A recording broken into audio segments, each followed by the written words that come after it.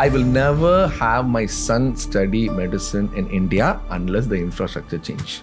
All these so-called nutritionists, like a celebrity nutritionist, people who are saying that, I trained this actor, this cricketer, this. If you go and look at their product, I'll be like, what are you doing? If you just study MBBS in India, what are the options? First generation doctor without any support from their parents will not be able to earn money here in India. How are the working hours and the environment in the hospital which they work? The doctors are not even designed to spend that 1 hour because they have never even thought about you can spend 1 hour with the patient. The problem here is that the medical system is rigged. If I am running a hospital, which I will not. What is probiotics? Does it really work or not first? There is no role for probiotics in weight loss. How much nutrition is very important? There are 86 billion neurons in the brain, but there are 500 million neurons in the gut.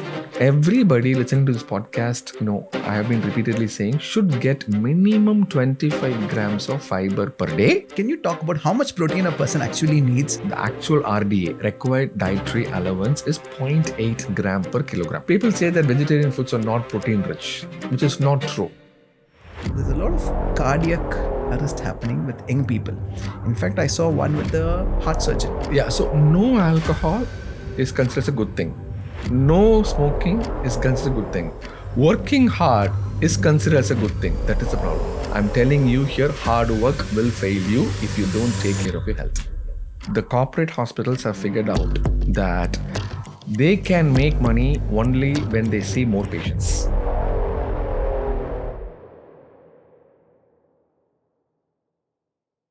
Thank you, Dr. Pal, for being here. But I want to call you by your full name first. Payaniyappan Manikam, which people don't know. Yes. Big thank you for being here. Thank you for inviting me. Thank you. So excited. So I want to know the story of how Payaniyappan Manikam became Dr. Pal. Okay. Before we start the story, I want to go the background, correct? You studied in Coimbatore. Yes. Can you talk a little about your family? So I was born in Madurai. And I have a elder sister. We are like 5 years apart. And we are from a low middle class family. And money, when I was growing up, I didn't have money. So because of that, I had a lot of... I see a lot of trouble in the family. When you say low middle class, can you define? Because it's very, it depends on person to person, right? So, for example, I got a medical college seat in PHG Coimbatore. And I have to pay 1 lakh per year. We were not able to afford it. Okay, so that's why I went to BITS Pilani for 3 months. Okay. Because I was not able, I got a free seat over there. Okay. I didn't like engineering. Okay. But you're forced to. Because, we wanted to go to a top tier thing. And because I didn't get any free medical seat at all. At that point of time in PHG, there was 3 different options. One is free medical seat, 10,000 rupees per year. My dad said that we can do. That's the only you can afford. 1 lakh per year, we cannot. 27 lakhs per year was the management quota. Okay. So I lost it by 0.25 between the 1 lakh and the 10,000. Okay. So then, but I had a good score in my 12th. So I went to BITS Pilani because it was free. It was electronics and instrumentation. My worst 3 months of my life. Okay. It was like a fish out of water. Okay. I was not able to understand. I had no idea that you did BITS Pilani 3 months. Okay. Then how did you shift back here? So then the people who opted for the 10,000 rupees per year, they went to Stanley Medical College and all these, they moved up. So you have to thank a few people who actually went off and gave you that 10,000 seat. Correct. Or else you might have been an engineer. I don't know, doing what? I don't know. Thank God. Huh? Thank God. Huh? Maybe I would be successful. I am telling you, humor is so good. When you've done engineering, you've done humor. I don't know what you've done, exactly. But humor is part of it. That's something we're going to talk. Huh? How did a doctor, medical doctor, very serious profession, get into humor? And today you're giving other creators a run for the money. I know you're doing a stand-up comedy also, right? Yeah, I do. Okay, we'll come there. Yeah. So tell me about your parents. So my parents were, only thing that they taught me was, education is the only thing that is going to give you money. So they just spent so much time with me. My mom spent so much time with me. My dad was a breadwinner. I have never seen my dad during my childhood at all. Never. So we didn't have a very good relationship. Now it is changing because I am spending time. But he was just running to earn money. What was he doing? He was an REC Trichy grad. Okay. 30 years ago. Okay. And he was in the Tamil Nadu Electricity Board as the district supervisor, something like that. So he was a very honest man. That's why you're struggling. So I will keep it there. I'm not going to say anything. Okay. Okay. Then what happened? He said, okay, I'm earning money. If I go to business, I will earn much more. So he went and started a business and it's called Palaniappa Plastics. And he was earning a lot in the first 3-4 years. Then came the decline. Okay. So he built a business, then it crashed, and that's why the financial pressures and stuff like that. Correct. That's why even that 1 lakh was a pinch, and they made you do 3 months in Bits Pilani, which you hated. I hated. Thankfully, few people let go and they gave you that one seat and you came back. Thanks to those lovely souls of PSG College. So how did US happen? How did you go from here to US? Okay, so because if this was a struggle, going to US must have been a bigger struggle. Yeah, bigger struggle. And I was very clear that, I had this passion in me that I have to earn money because I don't want to go to the same. Not me. My family, I was being raised that, okay, so you are the only person who's going to save my family. You're the breadwinner. You're going to take care of You're going to take care of the family. My mom instilled that thought into me that without you, we are nothing. So I studied hard. I finished my MBBS. Then it was very clear that an Indian doctor is not first generation doctor without any support from their parents will not be able to earn money here in India. Okay, you're giving a very important thing, doctor, and I'm going to talk the US story, but let's talk about the elephant in the room. The elephant in the room is, we know if you just study MBBS in India, what are the options? First, let's talk about, and we know they have to get into big chains of hospitals, which runs like a corporate. Correct? Tell me, what is the problem if you're just a MBBS, which is very difficult to become first? Yeah. You're going to work so hard, struggle to get that seat. Then once you get the seat, and let's say you're going to go for work, what will happen? Correct. So I'll tell you the path to get into MBBS, right? So you need to be on top. Correct. Okay. And you will have to work like 36 hours, 40 hours during the training. Correct. 5.5 years of pure blood and soul. Correct. Sweat and soul I'll be putting. After you come out, the monthly salary that people are getting right now is an average of 50,000 rupees a month. Okay. Which some may argue that it is a reasonable salary, but not for the amount of work that they put in. Correct. And not for the amount of risk that they take. Correct. The same scenario, if you compare in the US, they study 4 years of undergrad, 4 years of MBBS, and then 3 years of residency. So 4, 4, 3, 11 years. You finish 11 years. The guaranteed amount is $200,000 a year. Which is approximately 1.85 crores, 1.9 crores. A year. A year. A year. How is this? Okay, so let me come. So that's the guarantee, which means you just finish this 11, you're going to get this. Correct. That's a guaranteed. Okay, so we'll compare that over here. You do MBBS, and then you will have to compete with so many top graduates to finish NEET and then get into your super specialty. Correct. Which is your, not super specialty, MD General Medicine.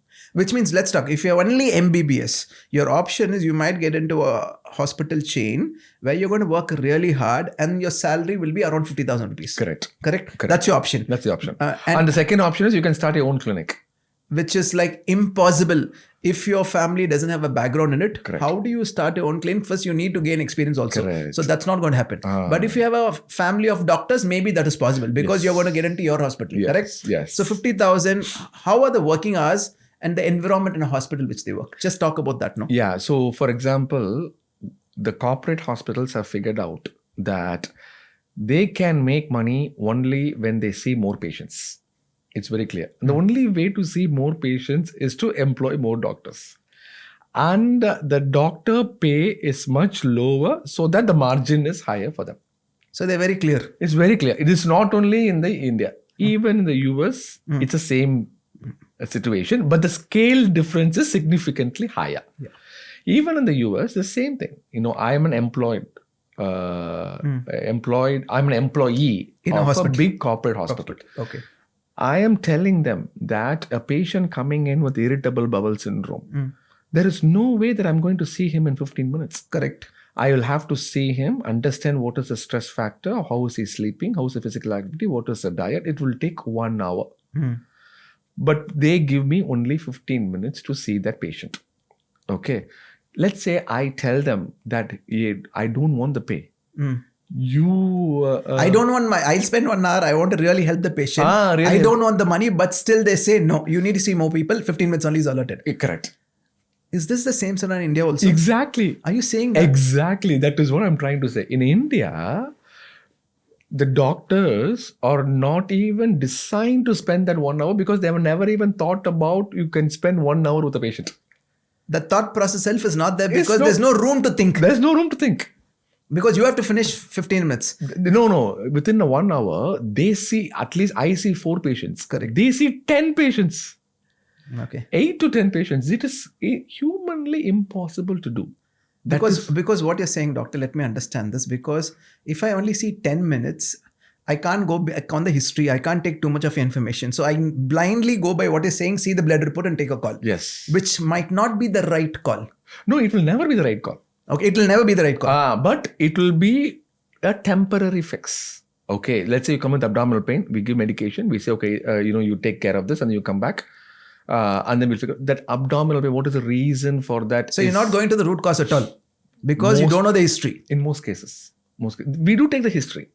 But most of the diseases right now is related to lifestyle. Correct. And they don't have the time to focus on lifestyle.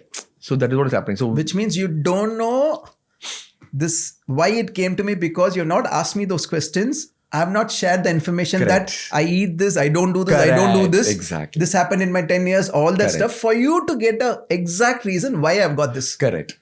Because you don't have that information, you're going to give me a one thing which fits on my symptoms. Correct. Exactly. I'll tell you an example. A patient comes with abdominal pain. I say, okay, where is it hurting? Okay, on the right side. Okay, super. Let's get an ultrasound. Let's make sure it's not gallstones. Maybe let's do an endoscopy to make sure there is no ulcer. We do everything. We say everything is normal. Okay, bye-bye. Do the weight loss and come back. How did that patient know to do weight loss? They'll say, okay, go and join a dietitian. So the problem here is that the medical system is rigged, which means they treat only diseases. There is no system to prevent the disease or prevent the same patient to come right back again. For the same symptom. Because you're not solving the problem. Solve the problem. If you look at it from a corporate standpoint, this is a very good system. Because you want the guy to come back again. The patient keeps coming back and they keep doing the investigations, which is good for nothing. Yeah. Because they are not addressing the underlying sleep problem, which is the most important thing for the disease. Yeah, sleep, stress, eating properly, your circadian rhythm, all that stuff we don't talk about. Correct. So when you look at from a corporate standpoint, this is a wonderful business model. Why would I not even do this? I'll employ all these small doctors. For MD general medicine, they're paying 1.5 lakhs over here per month on an average, which is a good salary for that particular doctor. But I know that the doctor is being squeezed from 7 a.m. to 7 p.m. And because they want to just maximize the yield. I'm not talking about just India. Even in the US, the model is same. Model is the same. So, and the other problem is, let's say that, okay, I want to spend 1 hour with a patient. Okay. In US, every visit is being paid by the insurance. Correct. For 15 minutes, they pay $300 to the hospital. The same thing, if I do 1 hour and I say I'm targeting the lifestyle change, I'm trying to fix this underlying condition, they pay $50. Really? Because they're basically saying don't do that. Correct.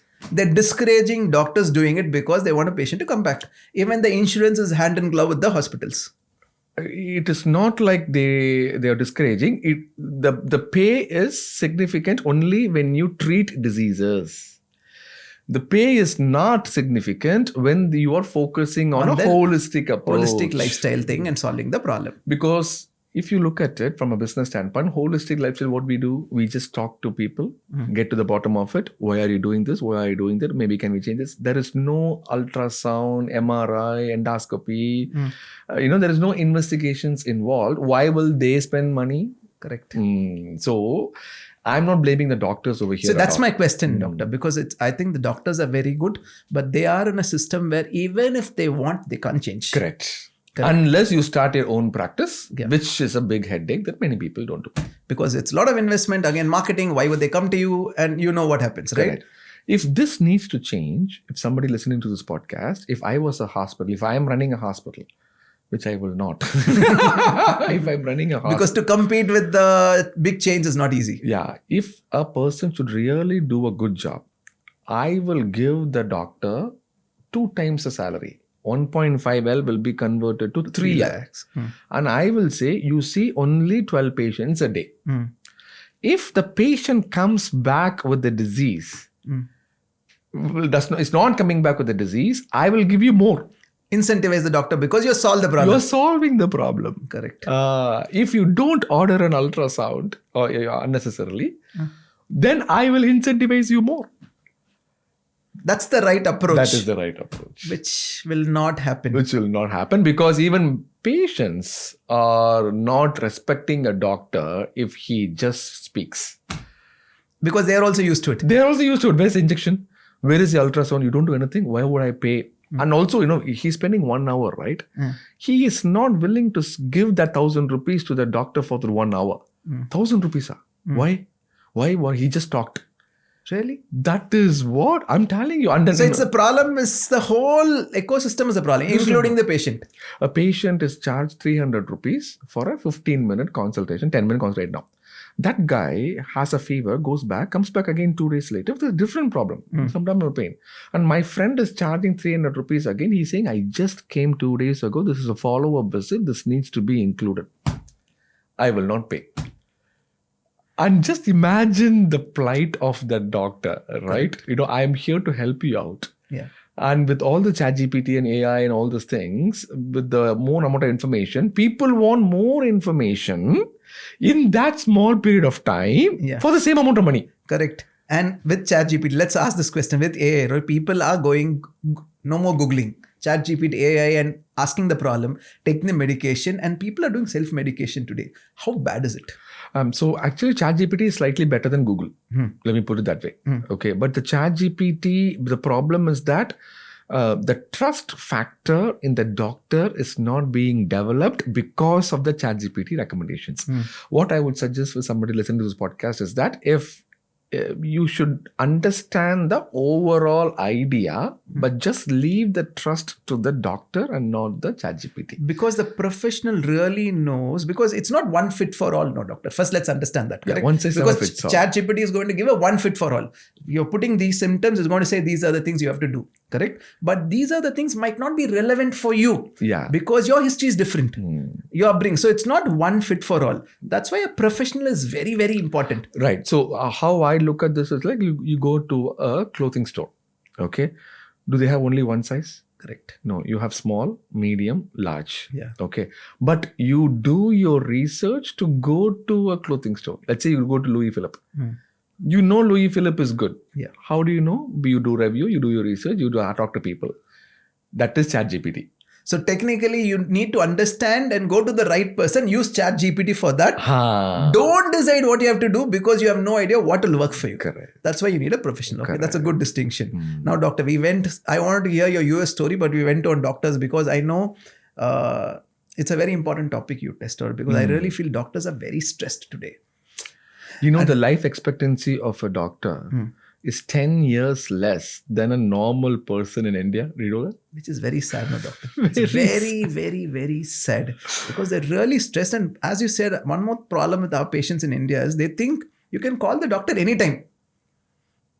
And sometimes when they hear the doctor is going for vacation, no? Oh, he's going for vacation. I'm saying he's also a human being. He needs a life, right? Correct. So through this podcast, I think we should really shout out and tell all the people who go to doctors, please remember they have a life and they need to be given that respect. And good point you brought out that I hope this changes. This corporate system of running doctors has to change just for the welfare of doctors also. And I know doctors really want to serve, but they can't. They're tight-fisted now. And also, I'll also tell you the other end as well. I'm not going to portray all doctors as good. There is a few percentage of doctors who wants to maximize on the advantage as well. Correct. Okay. That is where the mistrust comes. Okay. People say that, I go to these private hospitals and people are asking us to do this ultrasound unnecessarily. You will not believe, one of my friend who's working in a private hospital, he told me this, that the private corporate is coming in asking, okay, how many ultrasound did you order? Yeah, that's something even I heard, doctor. Let's put on this. I have a very close doctor working in a very big chain who says he's got a target every month. He's got a target, so much MRIs they have to do, so much ultrasounds they have to do. And if they don't do the target, the management asks the question, you've seen so many patients, why have you not given? Is it true? Is it happening? Yes, that is the problem, right? And then what will this doctor do? This doctor doesn't have a choice. That is what I know, because I can see them. I can see myself in their shoes. Let's say I didn't go to the US. Let's say that I am crunched for financial pressure and I'm working at a big corporate hospital. I will have to abide by the rules. Correct. And if you stand out against, you may be evicted out of the corporate. Correct. Right. And you can't go anywhere because your name will already go out, right? And they will say this man is not. That's so also there. Yeah, there is a problem over there as well. And you will not believe, even if let's say you're not even in a corporate. Let's say a surgeon is opening up an abdomen for gallbladder removal. Okay, here listen to me. Okay. Be with me. Patient coming with abdominal pain, a gallbladder surgery is being done, gallbladder is removed. Okay. What are other things to be removed during a gallbladder surgery? Nothing. Gallbladder only. Correct. But the patient gets the appendix removed. Saying you don't need appendix anyway, if future you might have a problem, so we remove it and they charge a bill for it. The patient is my friend somehow. Okay. I'm sorry, not even my friend, on social media. Okay. They sent an email and then they said attachment that, so look at this. They actually, after gallbladder surgery. It happened in India? In India. Okay, let's not name where it is. But yeah, after gallbladder surgery, I have abdominal pain. I'm still having the pain. Okay. First of all, the pain was not because of gallbladder. So first, that was a wrong diagnosis. He had an ulcer in the stomach. Okay. Second of all, appendix need not be removed. I got so upset. I called this guy and I said, why did he remove the appendix? There is no indication for you to remove the appendix at all. You know what he's saying? He's saying, if I don't remove it, somebody else will remove it. What kind of answer is this? It's like you go for a tooth pain, the doctor says, let's remove the full wisdom because you don't need it. Future, you'll have a brain. Yeah, there was a guy who stabbed the government doctor like a year ago. Okay, but he's a cancer doctor. I put a video in the US. I said, what nonsense is this? How can you stab a doctor? He is the one who's recommending all the treatment. Now I can understand the other side. How frustrated people are.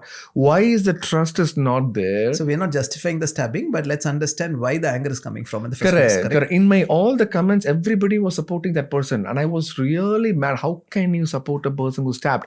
Then if you go deep into it, that is the problem in the government hospital setting is even worse. Correct. The amount of people is the problem. Correct. Okay. And any infrastructure that you provide is not enough for the amount of people. Yeah, the volume of people. See, the volume of people, the number of government hospitals, how much beds we have is very less. Very less. Okay. Correct. Even if you double it, it won't be enough. But doubling should happen. At least. The doubling is not happening. So that doctor who's working in the government hospital is just squeezed out of any kind of energy that he has. He sees 100 patients in 2 hours time. And people are standing in line. Okay, so I went literally 90 seconds per patient. I went and saw a government doctor and he kept on writing this. He had only 4 or 5 medications. He just kept on writing the same medication and kept giving to me. And people are standing in line and this guy is asking this patient, what is abdominal pain? He says, abdominal pain is over here. And the guy standing right next to him, he's saying, I'm also having the same problem. Okay. And they are writing the same medication for both. And I don't blame this guy. How can he you can't blame the doctor. How can he see 100 patients? And he stabbed the doctor because the information was not provided properly. How will you expect the information to be provided properly? Then though they're saying, that is not my problem. That is patient is saying, that's not my problem. You're a doctor. You should tell us, okay, what is right and what is wrong. Give me the infrastructure to tell you. Give me the 10-15 minutes that I need to tell you. And if I spend 10-15 minutes with you, who will going to see all these 100 patients? And get more doctors. Why doctors are not coming to government doctors? Why? The pay is very low. Correct. So it's the whole system has to change, doctor. Through this podcast, what we want to say is the whole system has to change. Let's hope and pray. I get very emotional about this. I know, I can see that you're totally charged up, because it's your own fraternity, right? And it pains to see you, because that person again has worked hard and he's actually doing the best possible. The best possible thing what he can do. Yeah, what correct. He can do. And people say that you're putting video from the US, you don't care about India. If you're a patriot, you come back to India. I will never practice medicine in India. I will never. Yes, US, there are so many problems, but at least the quality of work-life balance is there in the US. I will never have my son study medicine in India unless the infrastructure change. You're very clear on that. I'm very clear. And you're open to say this in the podcast because you've been there, you can see it. I can see it. I'm challenging any doctor who doesn't have a hospital, who is a first generation doctor, can come on the podcast and then say, I will make my son a doctor. Nobody will. Nobody will. You're the only one voicing it. Not many people might voice it, but that's the truth. That's the truth. That's the truth. Of course, the truth. Okay, we're getting very heated here, but let me get one more also before we finish. See, one of the things I'm saying is there's a lot of cardiac arrest happening with young people. In fact, I saw one with a heart surgeon, very young heart surgeon who got a cardiac arrest. Can you talk a little about that? See, so people, I know the case very well. He's my junior.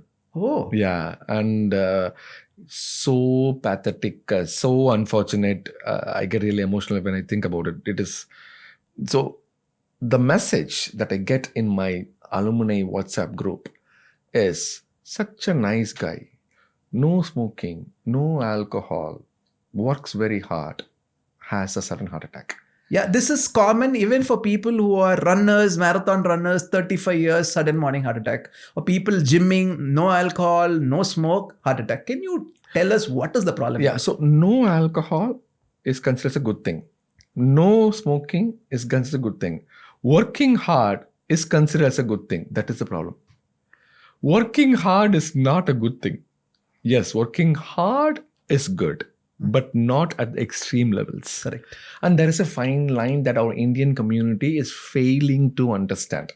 That they are appreciating, oh, this guy does 3 cardiac surgeries in a given day. He has done 4,000 surgeries, something like that, right? Yeah. Every cardiac surgery takes 3-4 hours. And one, it's very stressful. It's very stressful. Which means the focus you have to put is very, very high. Exactly. It's not like normal 4-hour work for anybody else, right? So if you do 3-4, it's almost 12-14 hours you're doing in a day.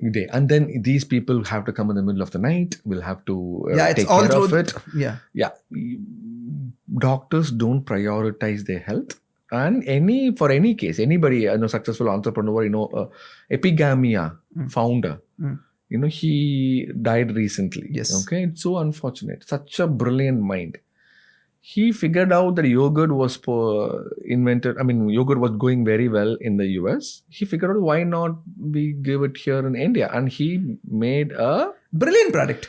Yeah. Okay. Was doing really well, all that stuff. Correct.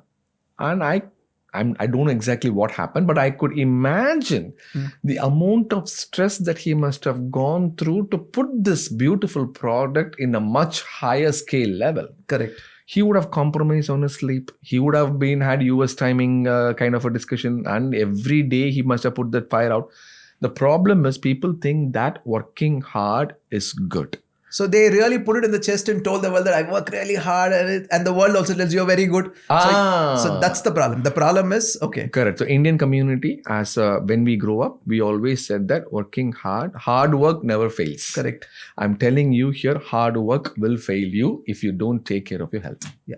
So you're saying one of the primary reasons is you might not have alcohol, no smoke, but if your stress levels are basically high, because of too much work hours and not sleeping properly, that's going to be a big problem. Can you tell what would have happened for all these cardiac arrests we hear? So before, what will happen is that when you are drinking alcohol, smoking, when you don't eat properly, when you're big, the blood vessels supplying the heart will have a blood clot being formed, and it is like a blockage in the tube. Correct. The water doesn't flow, so blood doesn't flow, and the heart dies because of the lack of blood vessel into the muscle. Correct.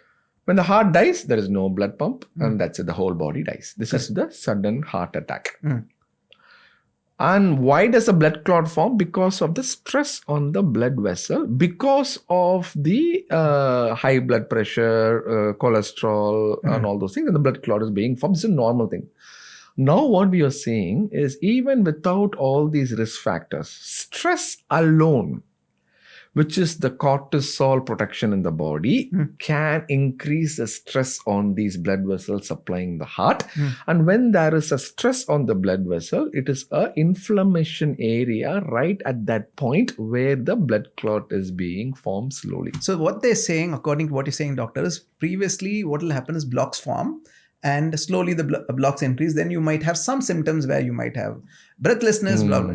But what also happens in these cases, as you say, there's plaque formation, whatever formation is happening because of the stress levels, and at a high pressure situation, the vessel ruptures and the supply stops to the heart. That's where the massive cardiac arrest failure. Is that true? Not the vessel ruptures. The same clot is being formed, but not because of alcohol, smoking. It's not obesity. Because of the so-called lifestyle is the only marker we see. We don't forget the most important marker, sleeping properly or eating properly. No, stress. Stress. So people think, oh, how can you manage? How can you be without stress? Everybody, okay, these kids are very young, they're 20 years old. You look like you're 30, 40 years old. Thank you. By the way, your humor has to come. I know. Go ahead. People, everybody in this world will have stress. It is about how you're managing the stress. The stress levels will shoot up. It has to come down. And coming down is depending upon the environment and the bandwidth that you have. Correct. We did a study, and the stress involves the immune system. It's very clear, okay? And the immune system may have a role in terms of cancer formation. There is also research and hypothesis that stress can itself lead to cancer. For example, smoking causes lung cancer. Correct. But everybody who smokes doesn't get lung cancer. Correct. And even when lung cancer happens, when a person is smoking, some people do well, some people don't do well. Correct. It is based on the prototype. And the prototype has to deal with the stress management. When the stress levels are very high, it modulates the immune system and has a role in cancer formation. We did a study in our hospital where patients with breast lesions come get admitted the night before.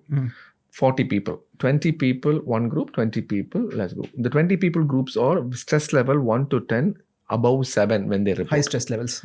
The other 20 people, less than 7. Okay, they also had stress, but 3, 4, 5, something like that. Okay, in the last 1 year. All the 20 people above 7, when they biopsy that breast lesion, turned out to be cancer. Oh, wow. Out of the remaining 20 people, only 1 turned out to be cancer. The remaining 19 were completely benign. So you're saying it's a direct connection between stress and cancer also. Yes. Now, let's talk about stress a little, doctor. Because basically, stress, according to my understanding, correct me if it's wrong, it's a preventive mechanism of a body. If something external problem happens, cortisol comes in, your adrenal pumps in, and all other organs are slowed down where blood pumps to your heart. It's a defense mechanism for you to really deal with the issue, and your body has to come back to normal. So that body functions again. The problem with us is our stress levels are high. And it stays there, and cortisol is already coming out always. Is that the problem? Yeah. So when people think about stress, they're thinking it's an external threat, right? So it could be a manager problem. It could be, work-related stress. Oh my God, I'm very stressful because, there's a family issue. Or finance one of the major stress, right? So these are all external threats, okay? Correct. But what people don't understand is the internal threat. The internal threat is when you don't get that sleep of 7 hours, that's it. Correct. That itself is a trigger for the internal threat. And there is a book called When Body Says No. Okay, the author is Gaber Mate. Everybody should read that. Okay, and he's a doctor who figured out that all the neurological conditions in cancer is related to stress. And he quotes that when the emotions are being suppressed and they are not being expressed, And when they don't have good social connections, that itself is a prototype for chronic stress. Chronic stress is a hidden cost that we are paying only a heavy price eventually. Yeah. Because until the symptom shows, you have no idea. No idea. And especially this cardiac arrest, one of the things we read, no doctor, is no symptoms were shown, which means the patient was normal, he was nothing, and suddenly it happens and they die. So one of the markers you're saying is they have to really look at stress in terms of their working hours, then figure that out so that they have to de-stress and really figure that out, or else there's going to be a problem. Yeah, there's a concept called apoptosis. Apoptosis means every day when we sleep, there are cells that are dying. Correct. And these are all old, weak, senescent cells. Correct. And then newer cells needs to be regenerated. Correct. And this needs 7 hours of sleep. Okay, it's simple science, which means cells are dying and cells are going to get regenerated, but you need 7 hours for the whole process to happen. So if you're not sleeping correctly, what happens? Let's say that you're sleeping for 6 hours. I'm just saying, okay, 1 day is okay, 2 days is okay. But let's say you're constantly sleeping 6 hours. Apoptosis rate increases. And the body doesn't have the time to generate new cells. Then the new cell that is being formed will be malformed. Okay, and that is the precursor of precancerous cells. Okay. Those are the cells that gets multiplied very rapidly, and that can turn into a cancerous growth eventually. Okay. Every day we are forming cancers. Every day, everybody, you, me, we are forming cancerous cells. But luckily for you and me, we have the immunity to fight it, and new cells coming and solving it. Correct. Because we are sleeping properly. Taking care of the diet, handling the stress, and prioritizing. For example, I travel a lot. Correct. 3-4 years ago, I myself got, I didn't know about all this. I learned about also in the last 5-6 years. But even before, I would be like, I will, if I choose the red eye flight at 11 p.m. and then I go by 4 a.m., I'm saving $300. Okay. I would have opted for that flight right away. But now what I do, even if it is $600, I choose the 3 p.m. flight, which goes at 9 p.m. over there, and then I sleep at 11 p.m. Because do not compromise on your sleep. Because I'm able to afford it right now. Yeah. Why am I able to afford it? Because I changed my mindset. Correct. About what I want. Correct. So I think a person listening to this podcast, if you can, you need to think about both financial and also from a health angle. Correct. Whenever possible, it is okay to compromise on the finances a little bit to prioritize your health. So if you have to just give 4 or 5 things for everyone listening, you're saying 1, watch out on your stress for important. 2, sleep, very, very important, right? And nutrition, how much nutrition is very important? Because you take a lot of gut, right? So how much is nutrition very important? All what I talked about is a basic denominator is called the brain-gut axis. Brain talks to the gut, gut talks to the brain. That is why they say gut is your second brain. Correct. Okay. There are 86 billion neurons in the brain, but there are 500 million neurons in the gut. Oh, wow. Okay. So the stress management will be on the brain angle. Correct. The gut angle is your diet. So everybody listening to this podcast, I have been repeatedly saying, should get minimum 25 grams of fiber per day to maintain this connection properly. Okay, your vegetables, whatever form, but minimum 25 grams of food which has fiber. Okay, now we're talking about fiber and gut. Let's talk about protein. Okay, now one of the things I've been reading, too much of whey protein hits your kidney and spoils the kidney. Can you talk about how much protein a person actually needs? Supplements, whey protein. Can you talk a little about that? Yeah, so a protein actually, the actual RDA, required dietary allowance, is 0.8 gram per kilogram. Let's say you are a 60 kilogram patient. All you need is 48 grams per day to preserve the existing muscle mass what you have. For most of our Indian community, that itself is good enough. Correct. Okay. People have been too much upon all this protein these days because we were much lower. We were only taking 25 grams and 30 grams. So we said, we need double it. But the problem is the needle has shifted this way now. Okay. We are eating a lot more protein than now- may be needed. Yeah, 48 grams can come from the foods we eat. Easily. Vegetarian, non-vegetarian, both. Non-vegetarian is very easy. Very easy. Very Chicken, easy. fish. Chicken, fish. Yeah. Very, very easy. Vegetarian also, it is very easy if you include multiple variety. Okay. For example, I'll give you a simple math. People say that vegetarian foods are not protein rich, which is not true. Okay. Because listen to this, hear me out. This is a calculation. So a day people need 2000 calories. Correct. And I told you that you only need 0.8 gram per kg. 60 grams means you need 48 grams. You need 48 grams. Okay. So 2000, 48 grams. 48 grams is how much amount of calories? Let's say make it as 50. 1 gram of protein is 4 calories. 50 grams of protein is 200 calories. Which is how many percentage of 2000? 10%. 10%. 100 gram of spinach has 23 calories. Okay? 23 calories. It is 2.3 grams of protein. How many percentage? Yeah. Almost from 10 percentage of protein of the 23 calories. Correct. 2.3 grams of protein with 20. So essentially, vegetarian diet, the protein is there in the food. But the only requirement is you need to take multiple varieties. Yeah, you take a little spinach, legumes, lentils, flax seeds and everything. If you're a vegetarian, paneer, dairy products is a good source of protein. If you're a vegan, tofu is one of the best thing that people can actually adopt. Yeah. If you plan properly, the 48 grams is very easy. So which means you just need to plan a little.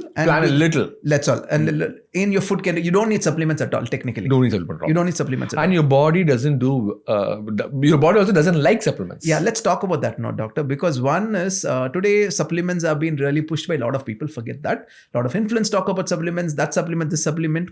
One of the things I've been hearing is your body doesn't absorb it also. Though it says all that stuff, first we don't know whether it's there. We don't know what is there first. How it is done, we don't know. What other things they add, we don't know. That's a big problem. Second, your body also, whether it absorbs or not, we don't know. But we know from foods which we have been having, like vegetables, fruits, that absorbs because you've been used to it. Can you give a take on it? So in general, I do a lot of research on gut health. So it is very clear that whole foods, plant-based, we call it as WFPB. Whole foods plant-based absorption is great. What's the reason? The reason is the fiber content is significantly higher. Okay. So the gut bacteria loves it. So the lining is amazing. The brain gut access is really good. So everything is working perfectly. Okay. That's the reason. Because the fiber is more and it comes in and non-vegetarian diet, zero fiber. There is nothing. Unless you add fiber through plants and vegetables. In the research, when we gave artificial supplements, whey protein is a wonderful supplement. But still, it will not replace a whole food. So if you want to meet the 48 grams, it needs to be through whole foods. Yeah. Only when you cannot able to attain it, because of your busy schedule or you didn't plan properly on a particular day. So whey protein needs to be used on an as needed basis. Yeah. And it is completely okay. But is it a kidney problem if you do too much protein? What happens? The problem with too much protein affecting the kidneys only happens at a very, very high protein. We're talking about like 2.5 grams per kilogram, 3 grams per kilogram, where it is not coupled with good water. Yeah. Most of the normal people will be able to handle 1 to 1.5 gram per kilogram very easily. Though you need 0.8, even you double it to 1.5, no problem. Your body can take as long as you drink water. A lot of water most of the times. Dilute yourself, not to worry at all. Okay, great. Now tell me this, doctor. You have a lot of creators in the market who just go and talk about a product. And the followers blindly follow these creators because the trust they build over time. And we've seen a lot of things happening. What's your take on it? So, I will just relate that to my experience in terms of stock market. I didn't know anything about stock market. And I know that people say, you invest. I figured out a YouTube channel and he wanted me to invest in this penny stock. And I liked the way that he said, and I invested a lot of money. Now that penny stock is not there. So you just answered beautifully by telling a true story. So what you're trying to say? I want to pull that out of your mouth. Tell me exactly what you're trying to say. That penny made me a bunny. And it is so funny. Okay, so that I am very glad that I did that only in my finances thing. Because, Money can be Yeah, you can earn it back. earn it back anytime. Health, when it is lost, it is very difficult to earn it back. So when you are listening to an influencer, you will have to do, including me, even if I say something, it will have to be individualized, whether it is something that your body needs. But I'm also going to tell you something. Okay, I run a weight loss program online. Okay, when I started this, it was a very pure intention where, okay, see, I was big before and I lost weight. So let me put it together in terms of what an actual patient needs. Okay. So I put it together. You just need 5 or 6 blood tests. That's it. A patient came, very high profile client. He came. He said, that's it. There is no other testing needed. I said, no, you don't need anything. Oh, there is no supplements? No, there is nothing that you need. You just need what we are telling you. And all these coaches I train them, and these are called gut coaches who knows exactly what your disease is.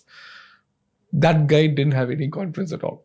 He went to a competitive program where he's on 6 supplements, and the charge is 2-3 times higher. And the blood test, you will not believe, 180 blood test.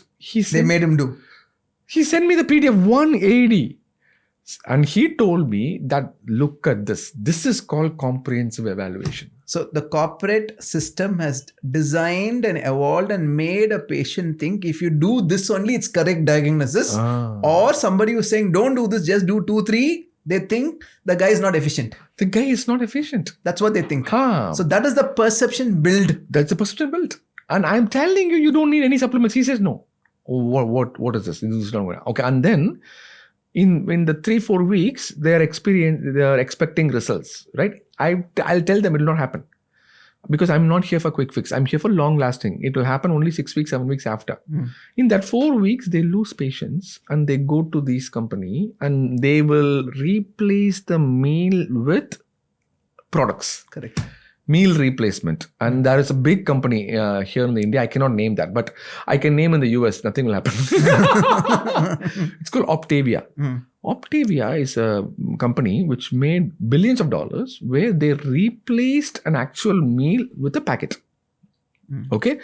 In our research, we figured out that all these packets are destroying the gut bacteria, but they will see results because it is a calorie replacement. So of course they will lose weight, but they will gain the weight right back once this gets discontinued. Now that you're talking about, we actually spoke about influencers talking about products, and your take for that is listen to the information, but please go and do your own research. Don't just blindly take it because the influencer is telling about a product. That's your advice, right? To be honest, I don't know what to advise. To be honest, seriously, I feel bad for the general audience. Doctors, 75%, they don't know about nutrition. Only 25% know about nutrition. All these so-called nutritionists, like a celebrity nutritionist, I am in North India, there are people who are saying that, I trained this actor, this cricketer, this. If you go and look at their product, I'll be like, what are you doing? What are you doing? I am very honest. I myself didn't know about all this 6 years ago. Okay, I did something called American College of Lifestyle Medicine, where I learned this is a new field. Okay, and there are a lot of gray zones. People are maximizing the profit on this gray zones. A simple thing I can tell you right on the podcast is a stool analysis testing. A stool analysis testing is 15,000 rupees. Not a normal patient cannot afford, only high profile client will afford. And they will tell you, these are all your good gut bacteria, these are all your bad gut bacteria, you avoid this, you avoid that. I can tell you 50% of the time when they ask somebody to avoid this particular food, if they take it, nothing will happen. So that is also not full-blown science. Nothing. There is 100 trillion bacteria, 1 followed by 14 zeros. All you can say is you have a good spectrum of disease. That's it. Good spectrum of bacteria. Nobody can say in this particular patient, this bacteria is very minimal. So that is why you need to take this bacteria. There is no science as of now. People in Mayo Clinic, when I go to the conference, I show all these tests. I said, what? They're asking me, you are an influencer. Why can't you tell people not to order these testing? Right? But that guy who paid 15,000 rupees feels so nice. Okay. And that guy is an educated person. Correct. That I really don't know. I don't know what to say. So you're saying the problem is not only you don't know what advice to give the patient because doctors don't know nutrition. Even nutritionists top people. They are making money. Okay. It's very clear. Okay. I am very happy to say on this podcast that all the so-called celebrity, I shouldn't say all. I'm so sorry. I shouldn't say all. Most of them. I know many good, genuine people who are doing this genuinely as well. But because of this gray zone. Can you say gray zone? Define gray zone. What is the gray zone? So gray zone is, for example, probiotic supplements. Yeah, I want to talk about that. Yeah. Okay. Today, probiotics, you should have this, you should have that. What is probiotics? Does it really work or not? Okay, so probiotic is what your gut needs, good gut bacteria. Correct. Okay, so there is multiple research saying that good gut bacteria is good for your brain gut axis. We talked about that. Correct. Okay. How do we get the good gut bacteria? Through fermented foods. Curd, dosa, idli, kombucha, kefir, dokla. All these are fermented foods. And India is one country where fermented foods are available very well. Yeah. When you include this, all the good gut bacteria grows. Correct. What happens? We forget to include all this. Now good gut bacteria is down. So then there is probiotics. What is probiotics? Is they take this group of good bacteria, they put it in a capsule and they say, okay, you take it. Research have shown that this is helpful only in 3 conditions. One is inflammatory bowel disease, where your body thinks that your colon doesn't belong to you. It will start eating up. Second is when you get a very bad infection called C. difficile colitis, where you are almost in the deathbed. You give probiotics to supplement. The third thing is something called irritable bowel syndrome, where you get a very bad infection and you're having so much amount of diarrhea that you're not able to sustain. You need a hospital admission, something like that. At that point of time, we give a small. Besides these 3, there is no role for probiotics in weight loss. There is no role for probiotics in gut health also, general gut health. No, there is. So you're saying probiotics is a scam? Okay. If not for these 3 conditions. Yes. Okay. But the gray zone is it will work in, for example, the bacteria is being, it's called bifidobacterium. Let's say in one patient, the patient is lacking bifidobacterium and you give this capsule for that particular patient, it will get better. So every morning, whatever people are having is actually waste of time and money. Unless you belong to that particular, that is the gray zone. That is where the gray zone. All these celebrities, Bollywood celebrities are saying, take this probiotic, you're going to get better. It is not going to work. It is not going to work. Yeah. If I say this, people think that, it is, I am supporting allopathy and all those things. I'm saying I'm not supporting anything. Instead of paying 15,000 rupees, 10,000 rupees, you donate to my charity. Yeah. At least good karma will make you good. So to all the people who eat probiotic, please eat the natural foods which will give you that good. Correct. Natural and wide variety. Yeah, just have that. As you said, curd, dokla, idli, whatever fermented, kombucha, which all you get. And that is more than enough for a common man. This is where the gray zone is. So gray zone, what will these people say? See, probiotics is helping this patient. So we'll just give it to everybody. No, that is not true. That is not true. It may help in 1 in 1,000 patient. Does that mean that you sell all these people to 1 million people? And India is 1.4 billion people are there. Yeah. And just because one patient got better, is that the way that you market? That is unethical. Correct. All this bad karma will definitely hit you sometime. 100%. I get what you're saying, doctor. Like probiotic, anything else you want to share which today has become mainstream but you feel should not be done?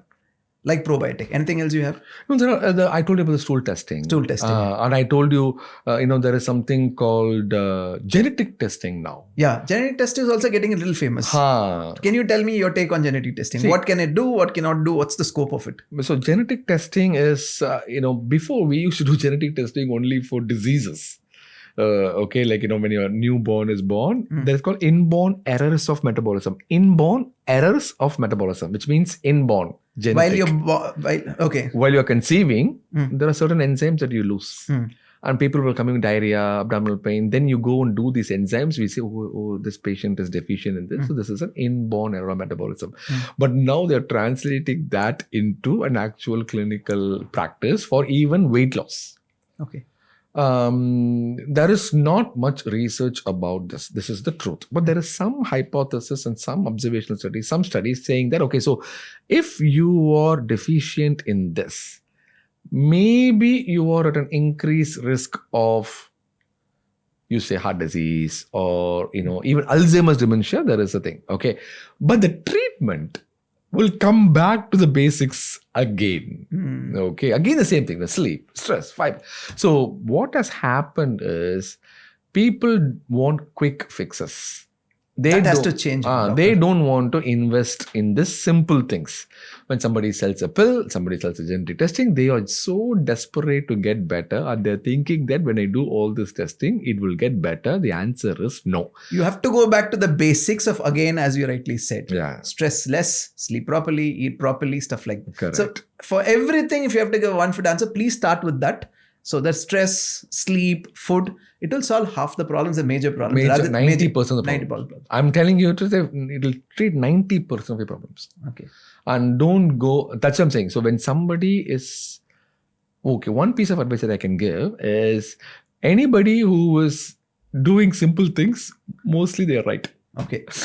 Don't complicate life. Life is actually very, very simple. Right. Okay. Now you need to tell me two things. One is, I read somewhere your whole trajectory of this changed because of your condition you had and you started going on weight loss. Can you talk about that? How did your journey start? So, similar to everybody, I told you I was hardworking and very hardworking. That is the problem. So I got really big. I was 100 kilos. And then 2015 is where I finished MBBS, MPH, MD, AB gastroenterology, and then 1 year of advanced fellowship. How many years did you study? Please tell 15 me. years. Oh boy. From That's 2000 to 2015. Okay. And all these years I didn't earn money because it was under a trainer program. Okay. 2015 was the first time I saw real dollars. Okay. At that point of time, while I was seeing a patient, I started having dizziness, chest pain, and palpitations. Okay. I was sitting on my ER bed in the emergency room in my own hospital. And I was thinking, what went wrong? Only then I started my weight loss journey myself. I did keto, I did paleo, I did everything. Then I landed up in intermittent fasting, circadian rhythm, gut health. Then I learned that gut health is the bottom line for everything else. Then I started focusing on gut health. So that's how you lost your weight and you really understood because you made it do for you. You're a big fan of intermittent fasting. Can you talk about it? What is intermittent fasting? Why it is important? Can people do 24 hours fast, 48 hours fast? How does it work? When I got involved in research in Stanford and UC San Diego, where we did research in mice, it was beautiful results with just 12 hours of fasting.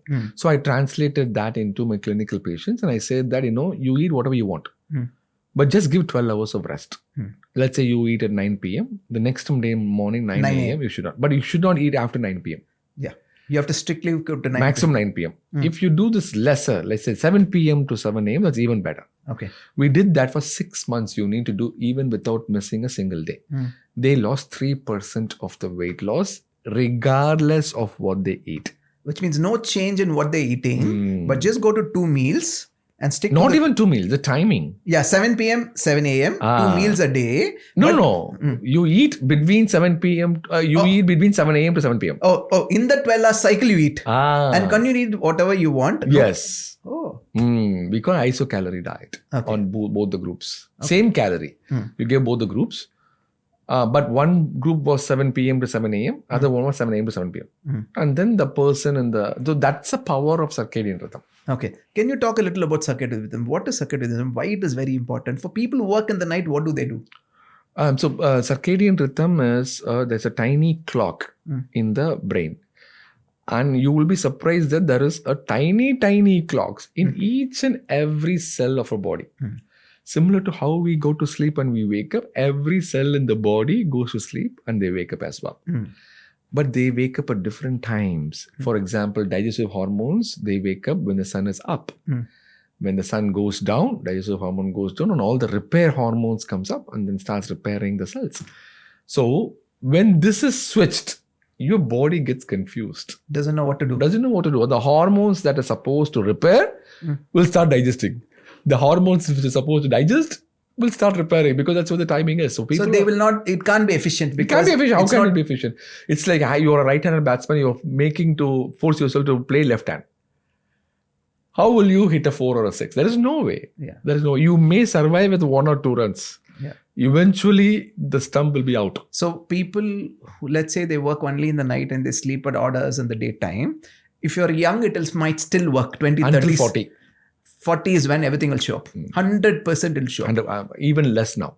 Okay. Much more faster Much also. more faster. Yeah. So I understand you cannot quit a job because financially, if you are not doing that, it is high priority. You take care of your diet, exercise, stress management techniques.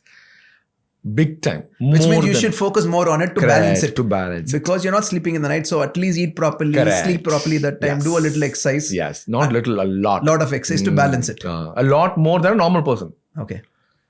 So that's what. Next, doctor, you are more than 5 million following in social media. How much is it following? 5 million plus? Yeah. All put together? All put together, yeah. Your humor, everything. Can you tell me how that creator journey started? I'm telling you, before you start, a lot of doctors are very jealous about you. I know. Right? This is one doctor, from where he came, we don't know, but suddenly everyone is talking about Dr. Pal now. Okay? That is not big. Yeah, I know you're very good at what you do because you have some amazing patients talk about you, but it's because of your persona which you've created. And you put humor into it. And we really want to know, how did you do it? Yeah. So, I have always interested in screenplay, direction, story writing. Since a childhood? Since a childhood. Okay. Initially, I was a big fan of Patti Mandram. Okay. I'm a big fan of Raja Sir and also Solomon Papaya. Okay. For people who are watching, this is top stage people show. Stage shows which happen in Tamil Nadu. Talk shows, correct. Talk shows, right? Talk shows which happen, correct? It's a debate Debates, show. basically. It's a debate show. It's a debate show. Bharati Bhaskar and Raja and Salman Papaya was my father used to hear them out. And we will always listen to their at that point of time there was audio cassettes. Correct. So we'll have to listen throughout the night. Yeah. So every time Leone was one of the things. Okay. They are the way that they deliver I always loved it. Okay. And my father is very humorous. So basically, it's the equal of stand-up comedy right now. Correct? Equal of stand-up comedy. Because people today understand stand-up comedy. Correct. For us, we used to have these talk show debates and these guys used to speak really well. And we used to get those cassettes we used to listen. Correct. I get what you're saying. My dad was a huge follower of that. So because he listened, I also listened. And that kind of like imbibed in my thing. So in the US, in the Tamil community, we used to do stage shows, Tamil drama. I used to direct, I used to write and everything. That gave me a lot of fun. Yeah. That gave me a lot of satisfaction. So, and then they asked me, I always wanted to stand-up comedy. Okay. It was one of your... Always wanted to It was in your bucket list. I'm a big fan of Alexander Babu. I'm a big fan of Kenny Sebastian. And I am, this Russell Peters. Yeah. I was like, okay, I knew I had it in me. I knew I was able to do it. So I always said, but I didn't know where to do, what to do, nothing. But I always listened to their overall stand-up shows. So in COVID, what happened was in February last week, my second son was born on November, and February, my wife, both my kids and my mother-in-law, they went from California to Chennai to take a 3-month break. I was supposed to join on March first week. I said, I will do my call duty and I will join you. COVID came right in front. All the flights were cancelled. You got stuck in US. My family is in India within a single room because they cannot go out. So I didn't know what to do. And my hospital came to me and then said that, can you do a COVID awareness video? So I did a nice awareness video. I wrote for 6-7 hours, putting all my stand-up comedy, whatever I can come up with. I did a video and I sent it to him. And then they said that this is not professional. We cannot put this on the website. So the first video you created with all the humor, they didn't want to put. They all didn't want to put. I was so upset. I knew. I went to the vice president and I said, dude, I put so much effort onto it. What will I do? And he said, this was in a little bit of a Tamil language. Okay. I said, why don't you make a very professional English video and we'll put it. I made a professional English video and then they put it on their website. That video got 100 views. The English one. The English one. Okay. The one that I had a little bit of a Tamil in between, I said, what do I do? He said, nowadays people are doing YouTube. You can upload in YouTube. Okay. Only then I know that anybody with a Gmail account can have a YouTube. You didn't know that also? I didn't know that. That was your awareness of YouTube. Correct. Okay. I didn't even know that you make money. I didn't know anything about YouTube. I just know that there are videos that comes on YouTube. And the only YouTube I've done was YouTube playlist of songs. Okay. So I put it and then I woke up in the morning, 500,000 views. 24 hours, less than 24 hours. Less than 24 hours. I get my WhatsApp messages completely packed.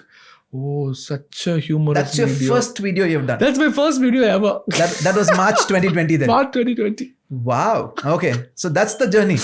That's the journey. So thankfully your hospital said no to the video. No to the video.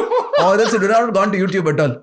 I never knew what YouTube was. That's destiny, doc. That's destiny. You're a stand-up comedian who by mistake became a doctor. Okay. So then they looked, I said, everybody started praising. The reason was everybody was portraying COVID as a very bad thing. So I was like, see, COVID is bad, but it is not as bad as what you think. Okay, so take a deep breath and something like that. So then what happened was that I put I cracked the code. Next video I put, nobody watched. Okay, only 2 people watched, me and my wife. Then I put in another video. It took a lot of time. Okay, it took me like 5 hours to talk about this calorie measurement, all those things. The whole video took 1 day. For you to shoot? For me to shoot, write the script and all those things. We put it, 5,000 people watched. Then I gave up. Okay. I said, this is only 5,000. Why would I spend That was a one video wonder in your head. I thought it was a one-time wonder. But while I was writing the script, I absolutely loved the delivery. Okay. So you enjoyed the process? I enjoyed the process. I knew that I liked it. Okay. It sparked me. So I joined a stand-up comedy club in Bay Area.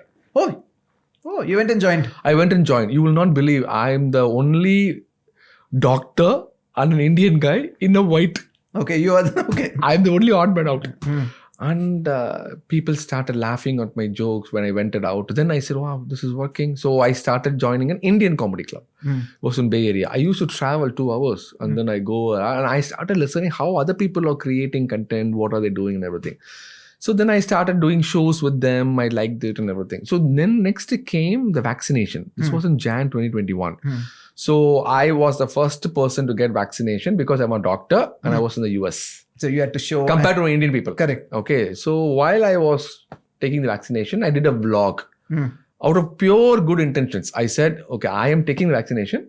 See, nothing is happening to me. You want to get the awareness so that people can take the vaccination. So you also get it. And because I have a YouTube channel, I had a video. How do I know? Now I know how to take a video and everything.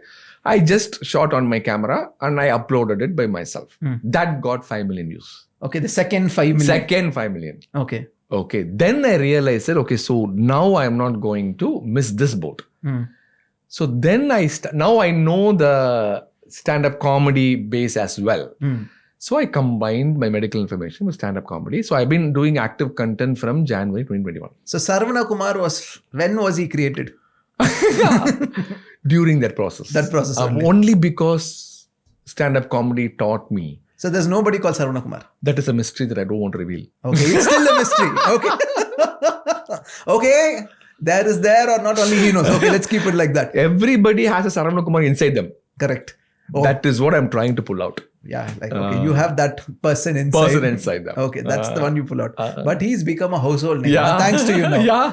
Saravana Kumar has become a household name. So that's your journey. But then you became a serious creator after that. Then you started posting videos. So then what happened? Then I didn't have time. Okay. So I have to go part-time in my job.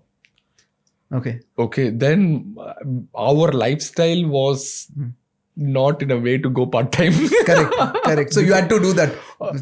So I went part-time in my job because I loved this. And YouTube doesn't, yes, YouTube gives you money, but the expense, and if you do everything by yourself, it's a good money. Yeah. But I have a team. Yeah. So if I have to pay them, it just evens out. Yeah. I don't get anything. So then I said, how do I get money through YouTube, through my social media presence? Then only I started this weight loss program just to sustain that part-time income. Which means basically you're passionate about it, you love doing it, and that was taking your hours of your hospital. So you had to sustain that. That's how this started. This weight loss started. I started only with 25 patients. Okay. Now it is 800. Wow. Okay, because the product was created just with pure intention of, okay, how do I produce a weight loss if I'm the patient? Correct. Without any magical gimmicks and everything. Now it is 800. Wow. So now it is really giving me that part-time thing. Okay. Yeah. Now the revenue is coming actually. And my wife always wanted to raise kids in Chennai. Yeah. Raise kids in India. So now we have the best of both worlds where we are raising kids in Chennai.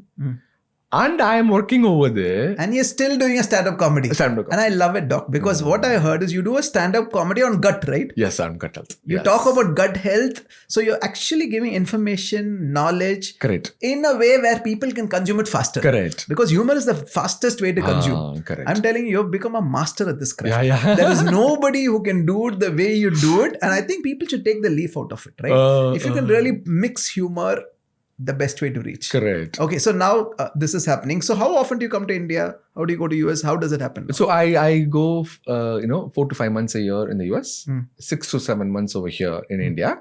And during my summer kids vacation, we go, we take the kids to US. So people usually come to India for vacation. We are going to US for vacation. You go the other way around. That's it. How much has Priya been a support for you? It's a huge support. To be honest, in the US, there is no luxury. Luxury is in India. Yeah. All the work that we have to do by ourselves. No, this will convey. A lot of people think US is great, but I have friends who are making a lot of money, but they have 0-7 mates. Nothing, everything they do. Yeah. Manpower is very expensive. Very, very expensive. Nobody's got manpower at all. Whatever said, they have to do everything. So it's not easy life, right? No. Can we break that myth outside India? India is the best place to live. I think so. Even access to doctors is easy in India. Oh, it's amazing. Correct, right? Which means you can really see a doctor tomorrow if you want for whatever specialty. And people don't appreciate it. Correct. So we need to really understand that. I think the facilities are good here. Infrastructure is very good here. Access to doctors is very, very good. The corporate is what has to change. And the volume. Volume. We have to really cater to a volume. So Priya has been a great support for you. And I love the videos you both are doing together now. Now she's also kind of picking up. Yeah. So now, she loves this as well. So we are doing it together. That is our date time. Okay. So your dating happens through creating videos. Through creating videos. We love it. Okay. We absolutely love it. But you guys are doing some fabulous video together. I think God has been very kind that we have the best of both worlds. And I have to tell this in the podcast as well, that people who are in NRI community, yes, there is money, there is lifestyle and everything. But I think they're missing the whole picture of supporting their parents over here in India. Correct. And that is a big problem that they will face eventually. And the second thing is also the environment that the kids are growing up is definitely good over there, but definitely better over here.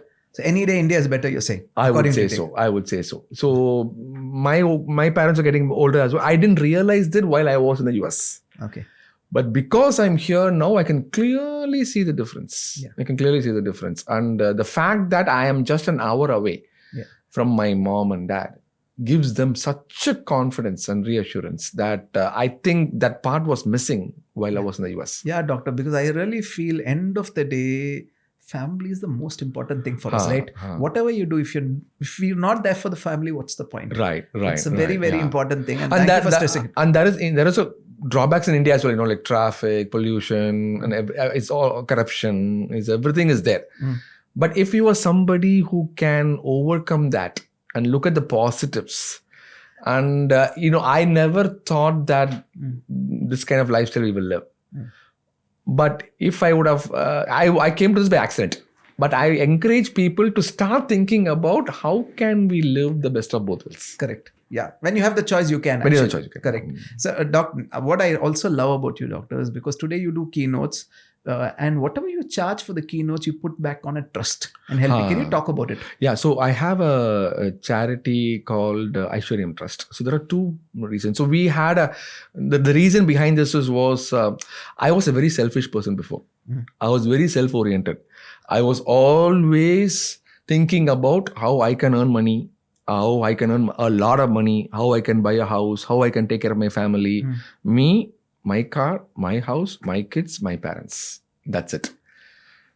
After marrying to Priya, we had multiple miscarriages. And one of the pregnancy, the kid didn't have a arm and a leg and couldn't survive. I was 6 months, 7 months. Okay.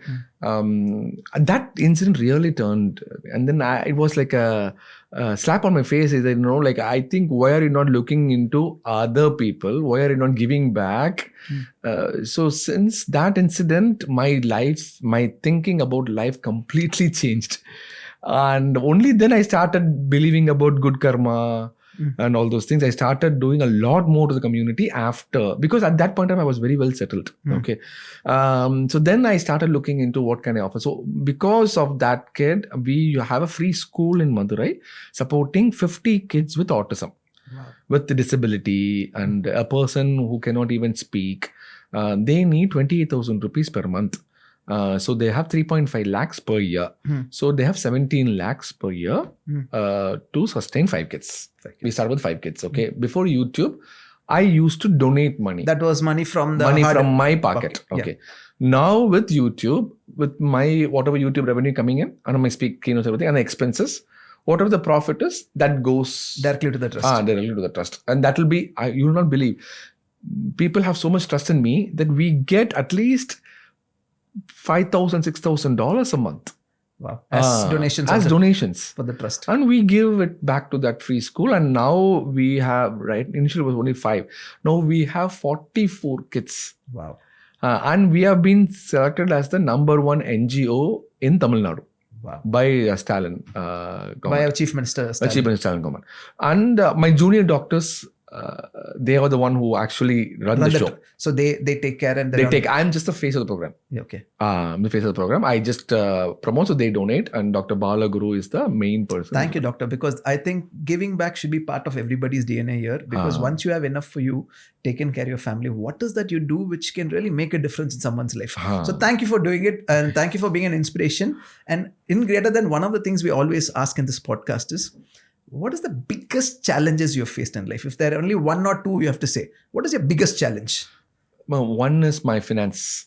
At least when I was growing up, I had a love and hate relationship with money. I loved money. I wish I had money. But now after having the money, I'm like, I wish I have time. So this was always the biggest challenge that I had. The second challenge I had was, I was not a good person to balance work and life. Okay. I was not a good person at all. Okay. I was always a workaholic. Okay. Even now, my wife used to say that I'm a workaholic. But I am much, much better than before. I make a conscious effort to balance. I see many people, they just make work as a priority. My advice to them is, if your work is your priority, just be honest with yourself.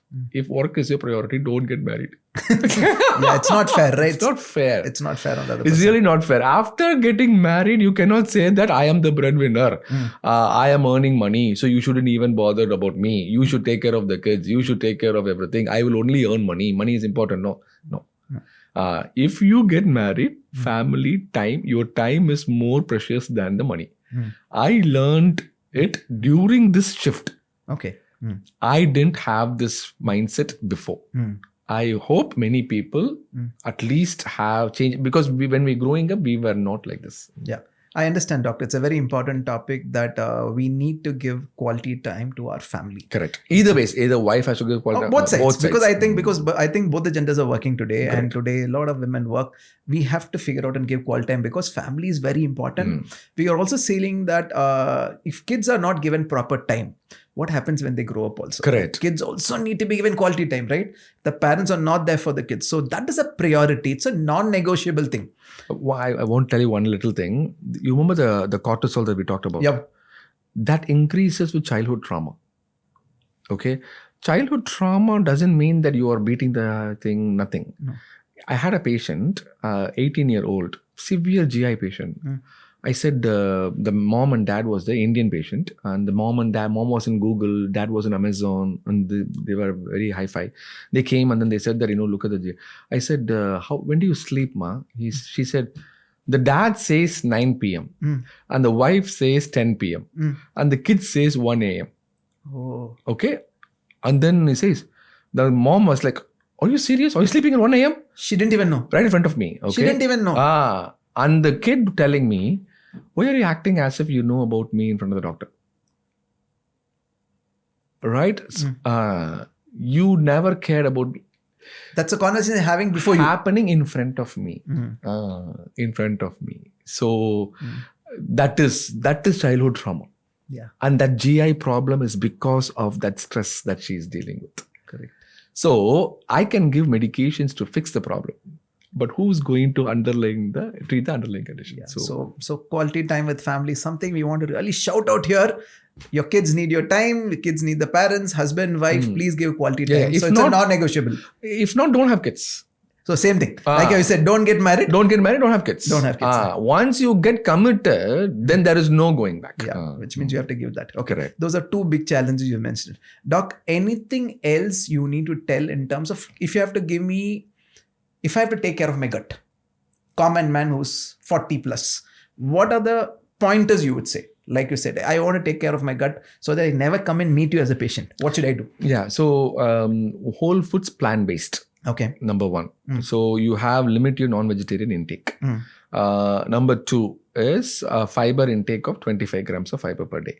Number three, we keep focusing on sleep of 7 hours. But more importantly, number four, increase your bandwidth of stress management. You identify what is the stressor, what is happening inside your body, or you're fidgety, or you're anxious, or what are you doing, or you keep on, shaking your legs, a common exercise that I tell my patient is that every couple of hours you need to ask yourself, how are you feeling? Energetically. Are you feeling down? On a scale of 1 to 10, I'll ask them to rate. Are you feeling bright, dull, down, what? Or down, or like something is bothering me. So you have to start noticing how your body is trying to communicate with you. When the body says no, it is no. Don't push through after that. Don't push through at all. Okay. Now you're talking about gut and veg. Now tell me this. Vegan is something which is happening. Is non-veg okay or not? Non-veg is okay, like 20%. Okay. But for ethical concerns, you can turn into vegan. Okay. But non-veg is fine. 20%. 20%. Okay. Okay. Because one of the things they say is non-veg, your body is not designed to digest meat and all that stuff. It's true or not true? Yeah, it's true. 20%. Okay. As long as you take 20%, it's fine. But because multiple reasons have shown that whole foods plant-based is much better than non-vegetarian. Non-vegetarian. Okay. But at the same time, I am a non-vegetarian. I love to eat a meat. Okay. So that is why I limit my consumption. But now I had a conversation with a vegan activist. He gave me a different mindset in terms of ethical concerns, what is happening at the back end in the animal industry. So I'm thinking, I'm already cutting down. Why can't I just go completely? Is a thought process that I'm dealing. But you're saying as far as a gut, 20% you have non-veg, you still can consume, your body is fine. But if you do 100%, it's even better. Okay, 100% without non-veg and go vegan is much more better. Non-vegan. Not vegan, vegetarian. Plant-based. Plant-based. If you go vegan, ethical concerns, it is better. Okay, now tell me, I know you've been doing this a lot in social media. Is milk okay or not? Milk is okay. Milk is okay. Because a lot of people say don't have milk, your body doesn't system. No, Yeah, milk. only if you're lactose intolerant, you will not. So you need to check whether it's lactose intolerant. That you will know if you have bloating, diarrhea. Okay, or else then milk is fine. Ah. Okay. Gluten. Everyone is a problem, or for some people, gluten is a problem? Only for some people. Okay. So again, it's not for everyone. It's not, which means if you have a problem, check and see, then take a call. Correct. Okay, doctor, I want to ask you this question. I read somewhere that people are waiting till 3 a.m., run to a particular place and have biryani at 3 a.m. What will happen to the gut? Can you please tell? So, let's say that you are sleeping at 10 p.m. And then somebody comes and wakes you up at 3 a.m. in deep sleep. Will you be happy? Okay. What will you do? I'm just asking. I'll get super pissed. What do you do actually? Somebody wakes you up. What do you say? Nobody has got that. Nobody has got that. I want to use the word to come and wake me at 3 a.m. because they know what will happen. I'm going to rage. No, tell me what will happen. I'll get super pissed. And then what will you say? When you say, define, super pissed means? I think green words will come. How dare you wake me up? What is the important thing? Is it that urgent to call me at 3, wake me up at 3 p.m.? And, if you keep on doing this, I will fire you. Yeah, all that if stuff. it is your employee or, right? The same thing is happening with your insulin. Insulin is sleeping at 7 p.m. Deep sleep at 2 a.m., 3 a.m. You are waking it up. And it is basically throwing in rage. It just does it. It's a voiceless creature. The voice of the voiceless creature is your obesity. Okay. So it's straight away, it's in your obesity. It says that, I can do this. I can do this. Okay. So you are eating a lot and you are eating at the wrong time. And you want me to convert this into a muscle building or insulin is a building hormone. It's a wonderful hormone. It will say, I will not work. This is the maximum I can do. And so excess calories will be converted into fat. Straight. And it will just be on the belly. Okay. So this is what is happening. That's 3 a.m. Okay. Now that we're talking about this 3 a.m. biryani, which is a strict no, very clear. Alcohol. Let's talk about alcohol because I think how much alcohol is okay? Or alcohol is not okay at all? Is red wine okay? All that questions about alcohol. Yeah. So from a gut health standpoint, even a drop of alcohol decreases 0.01% of your gut bacteria. Good gut bacteria. So from a health standpoint, absolutely no. But there are social drinking limits that they will say 1.5 ounce of liquor, which is 45 ml, or 150 ml of wine, or 1 beer, or 12 ounce of beer. All this was previously accepted as a normal standard drink. But if you look at a person, nobody is going to stop with this. Correct. There is no way. An alcoholic person, if you go and say you have to drink only 1.5 ml of hard liquor, 1.5 ounce, 45 ml of hard liquor, they will be like, forget about it. Okay. So that is where that social drinking concept was there before. But now as a medical fraternity, we are very clear that even a drop of alcohol is bad. So there is no question of social drinking at all. Technically. But even in the worst case scenario, if you do, stick to the numbers you said. At least do that. Now tell me this because today kids, when I see, they have these shots. 1, 2, 3, 4. What happens then to your system and your liver? When people really drink hard alcohol as shots. Right. What happens? See, again, the same, the 1.5 ounce will come. So basically, they came up with that grams of alcohol because beyond that, the liver is not able to absorb. So it will cause alcoholic fatty liver.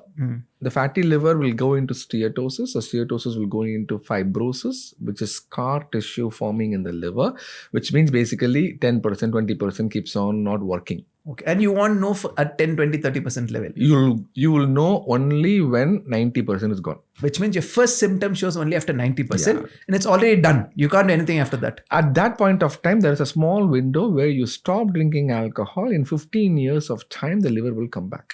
To regenerate to its... completely normal. It takes 15 years. 15 years. That's the damage you're doing. That's the beauty of the liver. Okay. Dr. Paul, we have couple of traditions in Greater Than Podcast. Okay. One is something called 3 to 1, which means you have no idea what is the 3 things, 2 things, 1 thing I'm going to ask. Okay. Are you ready for it? Yeah. Okay. Okay. I know you're a creator with millions of followers. Okay. Is there any 3 creators you look up to? One is Ayush Shraddha. She's a stand-up She's a brilliant comic. stand-up comedian from Bangalore. Yeah, even I like her. Yeah. The way I can relate to her intelligent humor. I can relate to that. The second is Dr. Arun Kumar is a YouTuber here in Tamil Nadu who does real good education on diet.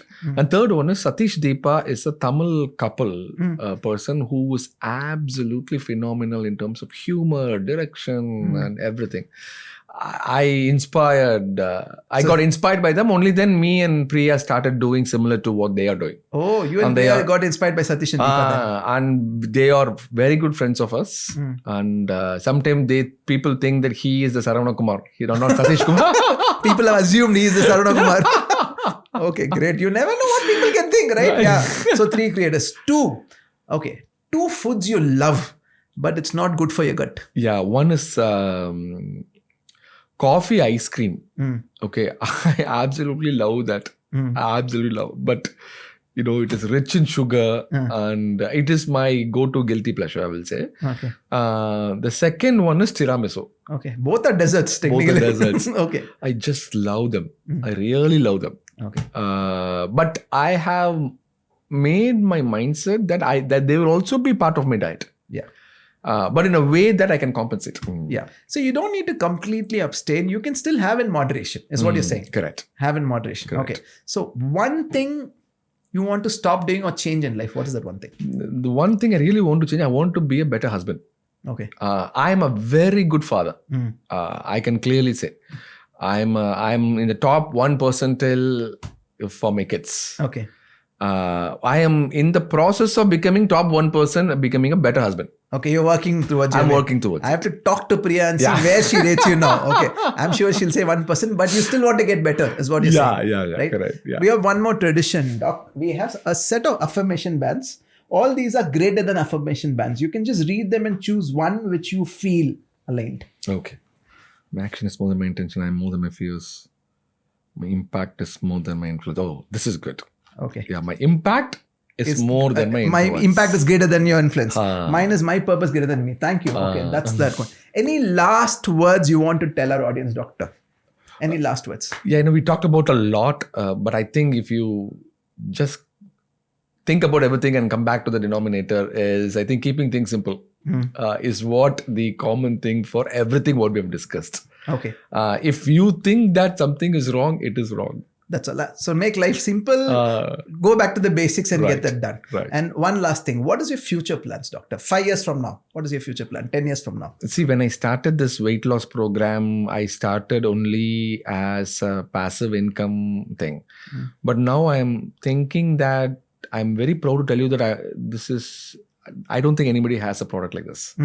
So it is really changing lives with a very good intention. Every hospital should have a program like this.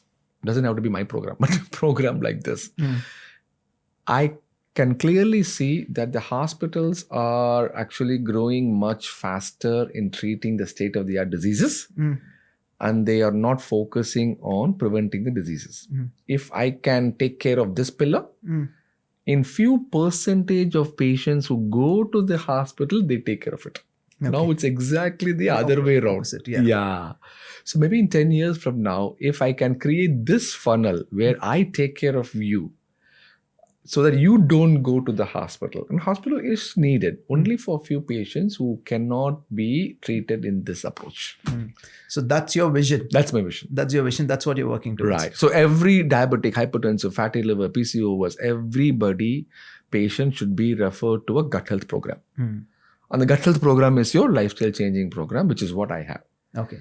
If somebody can adopt the same technique on both angles is where the actual treatment is. Brilliant. Thank you so much, Doctor. I love this conversation. Thank you so much for coming. I think you really opened up our mind to so many options. A lot of food for thought. Right. And thank you for all that. Thank you, Doctor.